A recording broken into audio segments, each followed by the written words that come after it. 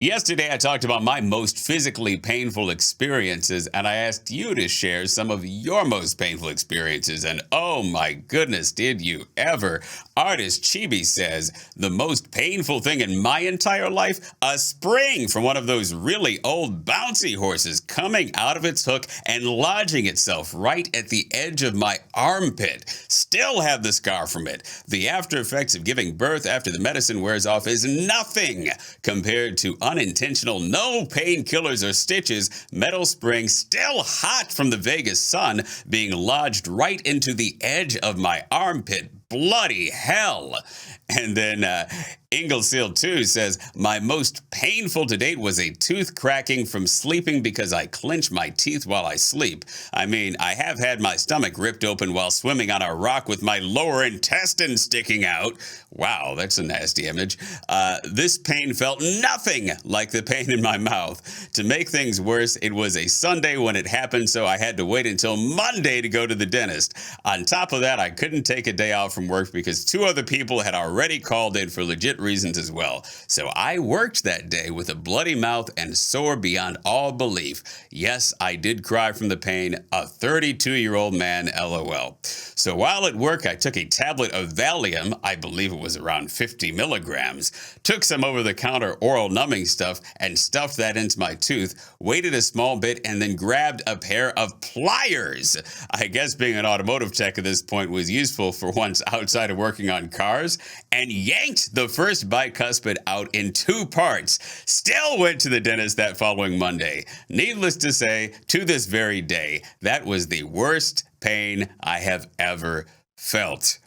Wow, that is some intense pain when you're an automotive tech and you're using a pair of pliers made for cars to pull your own tooth out. That's some motivation. I'm sorry you went through that.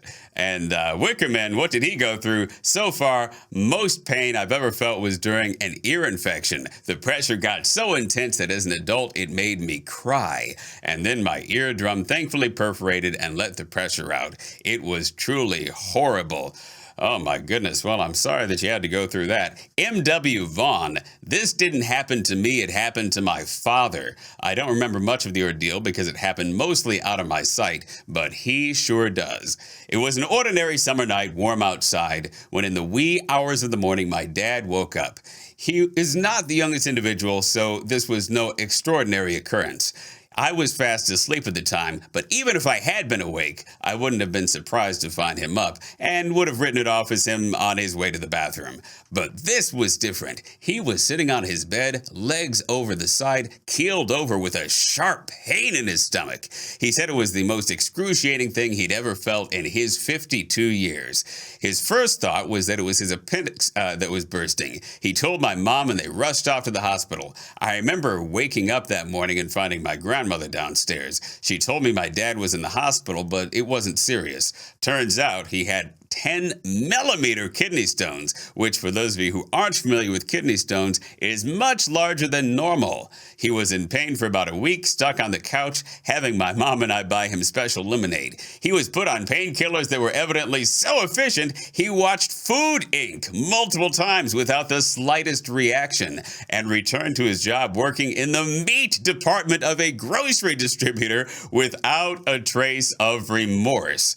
From that day on, he never drank soda again and stuck to almond or rice milk to avoid calcium, which causes kidney stones. That was 5 years ago. Wow. Well, I am glad that your dad is okay now, M.W. Vaughn. That is quite the ordeal. And finally, we have Jose Canales. I got hit by a car and landed face first. I broke my face in half. I had a fracture from my upper front jawbone to the left corner of my right eye, and I skinned my face as well, so surgery and plastic surgery had to be done with very little anesthesia because my nerves were in shock. So I felt every tug, stab, and also felt and tasted my own blood in my mouth. That's the worst pain I ever felt. Wow, Jose, sorry that you had to go through that. I hope everybody who went through these painful experiences is in a better place now than when they went through them. And thank you, everyone, again, for sharing your stories. I'll see you soon.